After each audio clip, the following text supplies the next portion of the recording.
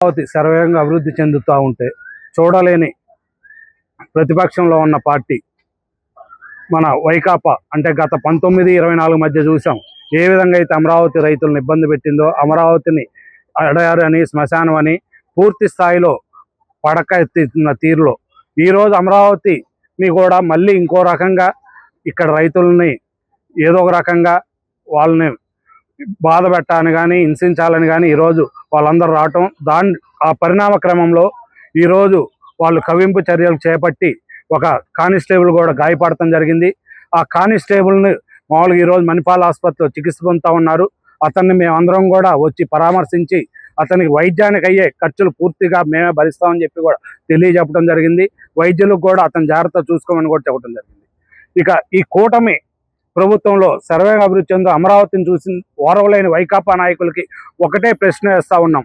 గతంలో మీరు మరి ఈ అమరావతి ఎడారి శ్మశానం అన్నారు, మరి ఇప్పుడు వస్తూ ఉన్నారు అంటే అమరావతి ప్రాంతం అభివృద్ధి చెందుతో మీరు ఒప్పుకున్నట్టేనా?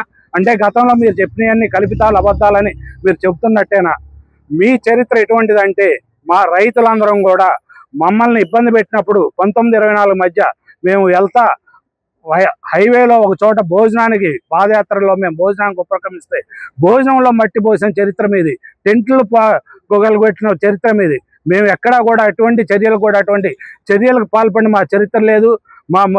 మా అధినేత నారా చంద్రబాబు నాయుడు గారు ఎప్పుడు కూడా అటువంటి మన ఉద్దేశం కాదని చెబుతారు. ఎక్కడైనా కూడా అభివృద్ధే ప్రధానంగా ఆయన దేశ విదేశాల్లో తిరుగుతా కంపెనీలు తీసుకొచ్చే పనిలో వాళ్ళు ఉన్నారు. ఇంకో పక్క మా ఎమ్మెల్యే గారు, మంత్రి గారు నారా లోకేష్ గారు కూడా ఐటీ కంపెనీలను కానీ మామూలుగా కంపెనీలు తెచ్చే క్రమంలో ఈ అమరావతిని ఏ విధంగా అభివృద్ధి చెందాలని చూస్తూ ఉంటే మీరు కొంతమంది వైకాపా నాయకులు అంబటి రాంబాబు కానీ, లేళ్ల అప్పిరెడ్డి కానీ, దేవినేని అవినాష్ కానీ, అరుణ్ కుమార్ కానీ వీళ్ళందరూ కూడా వచ్చి ఈరోజు అమరావతి రైతుల్ని పరామర్శ పేరుతో వస్తున్నారో తెలియదు, మరి అమరావతి రైతుల్ని యువనాలని రెచ్చగొడటానికి వస్తున్నారో తెలియదు. దేనికోసం మీరు వస్తూ ఉన్నారు? మీరు నిజంగా అమరావతి రైతుల్ని, యువనాలని మీరు కలిసే క్రమంలో వచ్చేటట్టుంటే మీరు ముందే ప్రకటించాల్సింది. ఈ సమయానికి ఈ గ్రామంకి వస్తున్నాను మీరు ఎక్కడా ప్రకటించకుండా మరి మీరు ఎందుకు వచ్చారు ఈరోజు? అంటే రెచ్చగొడటానికి వస్తూ ఉన్నారు కదా. మీరు కవింపు చర్యలను చేపడటంతో మా వాళ్ళు శాంతియుతంగా ఇక్కడ మామూలుగా మీకు ఏం హక్కు ఉంది, మీరు గో బ్యాక్ అని చెప్పి వాళ్ళు ప్లాకార్డులు పెట్టుకొని నిరసన తెలియజేస్తూ ఉంటే మీతో పాటు వచ్చిన వాళ్ళందరూ కూడా గూండాలు రెచ్చగొడతాం, వాళ్ళని మా వాళ్ళు అడ్డుకోవటం, ఆ క్రమంలోనే ఈ దురదృష్టకరణ పోలీసు గాయపడటం జరిగింది. ఇటువంటి ఘటన పునరావృతం కాకూడదంటే మీ నాయకుడు చెప్పండి, అమరావతి ఉంటేనే మన ఆంధ్రప్రదేశ్ అభివృద్ధి చెందిద్ది. కేవలం నీ రాజకీయ లబ్ధి కోసమో లేదంటే మీ ఆస్తులు పెంపొందడం కోసమో తెలంగాణలో, చెన్నైలో, కర్ణాటకలో ఆస్తులు పెంపొందాలంటే అమరావతి పడకెత్తిస్తున్నావు, అది మంచి పద్ధతి కాదని చెప్పి మీరు మీ నాయకుడికి తెలియజెప్పాలని చెప్పి కోరుకుంటూ ఈ దుస్సంఘటనని ఖండిస్తూ ఉన్నాం. ఈ వైకాపా నాయకుల్ని దాడిని తీవ్రంగా ఖండిస్తూ ఉన్నాం. ఇటువంటి ఇంకోసారి పునరావృతం కాకుండా చూసుకోవాలని కోరుతా ఉన్నాం. సన్నివేశం చూసామండి. గత ప్రభుత్వం 5 ఏళ్లు పాలించింది, రాష్ట్రం మీద పడింది అతి దారుణంగా. అదే నాయకులు వచ్చి వాళ్ళ రాజధాని మీద పడ్డారు. మా కళ్ళారా చూసామండి. కోడిగుడ్డులు, రాళ్లు, పెద్ద పెద్ద రాళ్లతో వచ్చి తెగబడ్డారు. కార్లు వేసుకొచ్చి పోలీసులు ఆపుతున్నారు, అయినా ఆగట్లేదు. ఒక పక్కన స్వయంగా రైతులు మాకు వద్దు బాబు అని ప్లేకార్డులు చూపిస్తుంటే రాళ్లతో, కర్రలతో పడి వాళ్ళ మీద దారుణంగా, విచక్షణ రహితంగా దాడి చేశారు. మేము కళ్ళారా చూసామండి.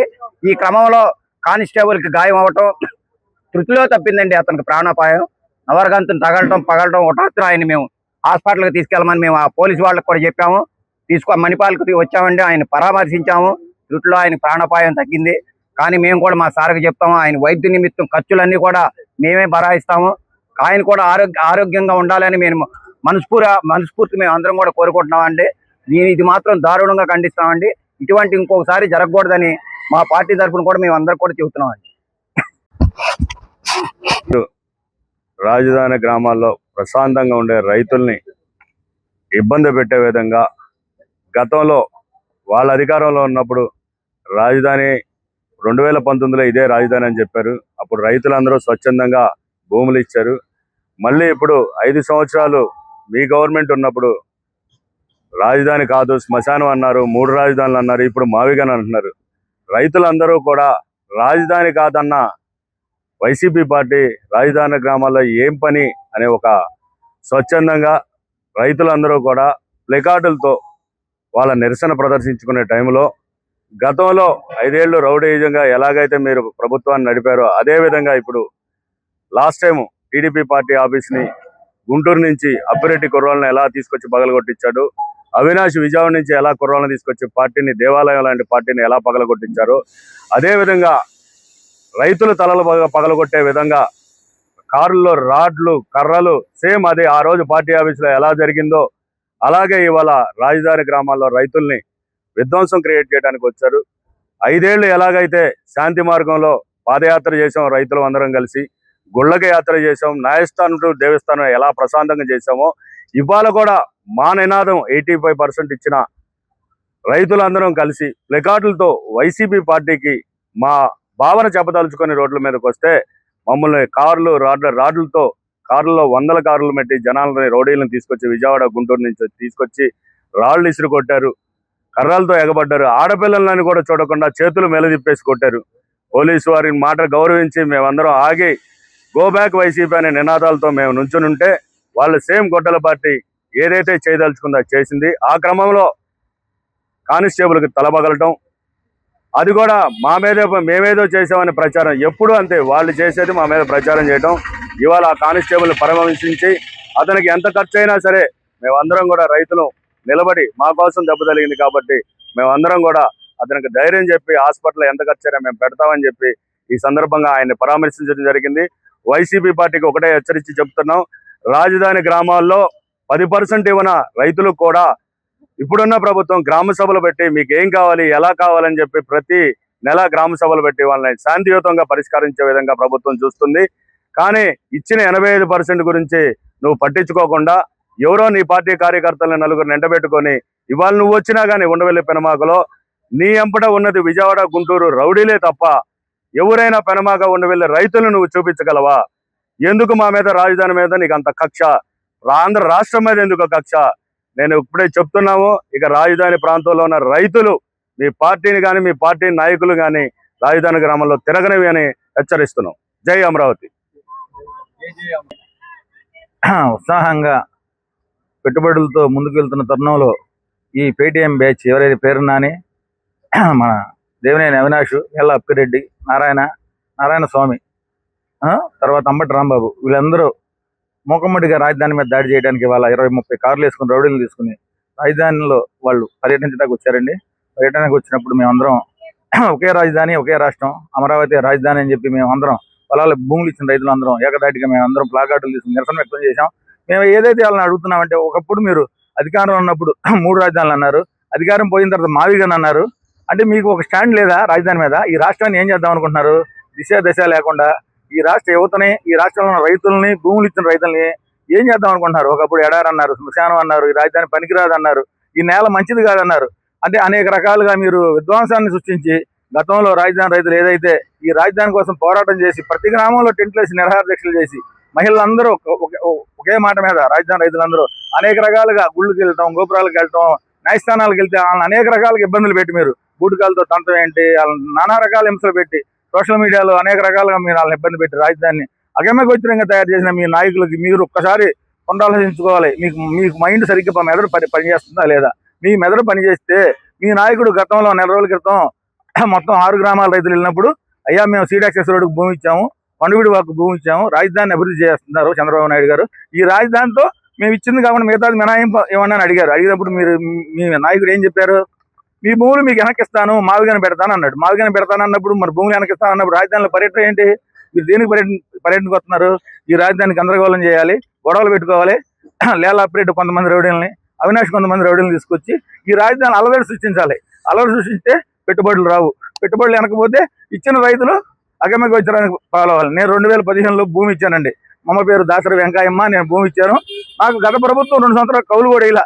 అదే అంబటి రాంబాబు, పేరు నాని ప్రగల్భాలు పలుకుతున్నారని టీవీలో, దాసరి కృష్ణ భూమి ఇవ్వలేదు, రౌడీ, నేను రైతుని, నేను చదువుకున్నా, నాకు వ్యక్తిత్వం ఉంది, ఇలాగా ఏది జగన్మోహన్ రెడ్డి కాళ్ళ కింద చెప్పులను కాదు, నేను ప్రశ్నించే తత్వం కలిగిన వ్యక్తిని. నేను భూమి ఇచ్చా కాబట్టి నేను అడ్డుకున్నా. మీ స్టాండ్ ఏంటి? మీరు ఏ రాజధాని కోరుకుంటున్నారు? 3 రాజధానులు కోరుకుంటున్నారా, మావిగాన్ని కోరుకుంటున్నారా? మీరు దానికి ఆన్సర్ చెప్పి రాజధానిలోకి రావాలా. మీకేం పొలాలు ఉన్నాయా? అవినాష్ పొలం ఉందా? రౌడీలను వేసుకుని గతంలో కూడా ఎన్టీఆర్ దాని మీద మా సెంట్రల్ ఆఫీస్ మీద దాడి చేశాడు. పేరు నానికి పొలం ఉందా? ఏముంది? ఆయన ఎక్కడ? ఆయన నియోజకవర్గం ఎక్కడ? అక్కడ ఉన్న సమస్యలు ఏడు నువ్వు ఇక్కడికి వచ్చి నువ్వేం చేస్తా? అంబటరాంబాబు ఎక్కడ? రేపల్లె. నువ్వు అక్కడ ఏడవకుండా ఇక్కడికి వచ్చి ఏడుతానంటావు ఏంది? భూములు ఇచ్చిన రైతులు మాకు తెలుసు బాధలు. నేను ఈ జగన్మోహన్ రెడ్డి వల్ల నేను మా అబ్బాయిని ఎంబీబీఎస్ చదివకుండా కోల్పోయా. నేను అదే రోజు నేను భూమి ఇచ్చిన రోజు నాకు ప్లాట్ అలాట్మెంట్ అయ్యి ఈ నాయకుడే కానీ రాజధానిని అభివృద్ధి చేసినట్టయితే ప్రతిపక్ష నాయకుడు నాకు ప్లాట్ వచ్చేది, నేను నమ్ముకునేవాడిని, మా అబ్బాయిని ఎంబీబీఎస్ చదివించుకునేవాడిని. కానీ ఈ మెదడు లేని నాయకులు ఏం చేస్తున్నారు? మీరు ఏం చేస్తున్నారు? మీ నాయకుడు చెప్పాడు, ఆయన కాళ్ళ కింద చెప్పులు మీరు. మీ దగ్గర దమ్ము ధైర్యం అంటే అంబటరాంబాబు అడుగుతున్నా పేరునని. మీరు నికార్సైన కాపులైతే మీరు ఆయన అడగండి, జగన్నే ప్రశ్నించండి. గురువు గారు మనం ఏ రాజ్యాన్ని పెడదాం? 3 రాజ్యాన్ని పెడదాం, 4 గాని పెడదామా? మీ దగ్గర దమ్ముందా? మీరు కాపులేనా? బానిసలు మీరు. జగన్మోహన్ రెడ్డి కాళ్ళ కింద చెప్పులు మీరు. మీకు దమ్ముంటే రండి, నేనుంటా ఉండవల్లో. మీ ఇష్టం వచ్చినప్పుడు రండి, ప్రెస్ మీట్ పెడదాం. నేను భూమి ఇచ్చా, నాకు కౌలు పడుతుంది. సరేనమ్మా, 40/2 నాది. 95 కౌలు మొన్న వేశాడు చంద్రబాబు నాయుడు. గతంలో 2 సంవత్సరాలు కౌలు కూడా వేశారు మాకు. మీరు ఏం చేశారు? రైతులు కౌలు లేకుండా ఆర్థికంగా మమ్మల్ని నష్టం చేయడానికి, మమ్మల్ని కిందకి స్థాయికి వెళ్ళిపోవడానికి మీరు పెత్తందారులు. జగన్ పెత్తందారుడు. నేను చెబుతా, మీకు నిజంగా ఈ రాష్ట్రాన్ని బాగు చేయాలి, ఈ రాష్ట్రంలో ఉన్న యువతను బాగు చేయాలి, ఈ అమరావతిని అభివృద్ధి చెందాలంటే మీరు ఈ పిచ్చి ప్రలాపాలను పాడరు. మావిగాన్ని అంటారు, 3 రాజధానులు అంటారు. నిజంగా మీరు నాయకులేనా? మీరు ప్రతిపక్ష నాయకులేనా? ఈ రాష్ట్రాన్ని ఏం చేద్దాం అనుకుంటున్నారు మీరు? దశ దిశ లేకుండా నాశనం చేయడానికి మీరు వచ్చారా? మీ మోసాలను నమ్మము. రాజధానిలో అడుగు పెడితే ఖబర్దార్. మేము రైతులం, మేము పొలాలు ఇచ్చాం, మాకు హక్కు ఉంది. మేము అడిగిన దానికి సమాధానం చెప్పారా? నీ దమ్ముంటే రా, నీ ఇష్టం, ఎనీ టైం రా, ఉండవాలి. మీటింగ్ పెడదాం, రైతులను కూర్చోబెడతా. నువ్వు రా. అంబటరాంబాబు ఏం చదువుతారా? పేరు నాని ఏం చదువుతారా? అవినాష్ నీకేంటి ఇక్కడ లాభం? రౌడీలు తీసుకొచ్చి గొడవ చేస్తావా? పెట్టుబడులు రాని కూడా చేస్తావా? ఈ రాజధానిని నిర్మించుకొని చేస్తావా? విట్ కాలేజ్ వచ్చింది, ఎస్ఆర్ఎం వచ్చింది, బిట్స్వెల్, ఇన్ని అనేక రకాల విద్యా సంస్థలు వచ్చినాయి. పరుగులు పెడుతుంది రాజధాని. పెట్టుబడులు వస్తున్నాయి. బాబు గారు పక్కన, పవన్ కళ్యాణ్ గారు పక్కన, లోకేష్ గారు పక్కన నిరంతరం మీరు చూస్తానే ఉన్నారు. దేశాలు పెట్టుబడులు చేస్తా ఉన్నా ఈ రాష్ట్రాన్ని మీరు ఏం చేయదలుచుకున్నారు? సర్వనాశనం చేయటాక, ఎవరు మోసం చేయడానికి రాజధానిలోకి వస్తున్నారు మీరు? 5 కోట్ల ఆంధ్రులను నాశనం చేశారు. ఈ రాష్ట్ర రాజధాని నాశనం చేశారు. మీరు సంపాదించుకుంటున్నారు. గతంలో రోడ్లు తీశారు, పైపులు అమ్ముకున్నారు, ఇసుక అమ్ముకున్నారు, మట్టి అమ్ముకున్నారు. మీ ఇష్టం. సర్వనాశనం చేశారు రాజధాని. మళ్ళీ బాబు గారు వచ్చారు, మళ్ళీ పట్టాలు ఎక్కించారు. ఈ రాజధానిని అత్యంతంగా ముందుకు తీసుకెళ్తున్న తరుణంలో మీరు వచ్చి మళ్ళీ గలజళ్ళు సృష్టించడం, గొడవలు. ఆ కార్యకర్తలు కొడతారా? ఆడలను కొడతారా? మమ్మల్ని కొడతారా? చూడండి మమ్మల్ని ఎడగొట్టారు. చెప్పులు, రాళ్ళు, కోడిగుడ్లు. వాళ్ళ ఇష్టం. వాళ్ళు రౌడీలు. వాళ్ళకి రాష్ట్రం మీద ప్రేమ లేదు, ఈ రాష్ట్రాన్ని బాగు చేయాలని లేదు. రాజధానిని అభివృద్ధి చేయాలన్నోడైతే గొడవ పెట్టుకోడు, రాస్తాడు, కూర్చుంటాడు, మాట్లాడుకుంటాం. వాళ్ళు అసలు వాళ్ళ ఉద్దేశం ఏంటి? 3 రాజధానుల మాకు తెలుసుకోమనండి, అప్పుడు రాజధానిలోకి రమ్మనండి. అంతేగాని మమ్మల్ని ఆర్థికంగా నష్టం చేయడానికి, మేము ఇచ్చిన భూములను ఎవడ కొనకుండా చేయడానికి, పెట్టుబడిదారులు వెనక్కి పంపించడానికి వీళ్ళు వేసే ఎత్తుగాడలు. వాళ్ళ నాయకుడికి బుర్రలేదు. ఆర్కే అని ఉంటాడు ఏలూరు రోడ్లో, ఏది సైక్రాటిస్ట్. ముందు ఆయన దగ్గర చూపించుకోమనండి వాళ్ళని. ఆ తర్వాత ఈ నాయకులు కూడా చూపించుకుని అప్పుడు మందులు అడుగుని మా దగ్గరికి వచ్చి అప్పుడు రాజధాని ఎందుకు చెప్పమానండి. మేము అప్పుడు వాళ్ళతో సంభాషించిన తర్వాత గ్రామాలకు రానిస్తాం. వాళ్ళకి ఏ హక్కు ఉందని వస్తారు 2 ఏళ్ళు. వాళ్ళకి పొలాలు ఉన్నాయా?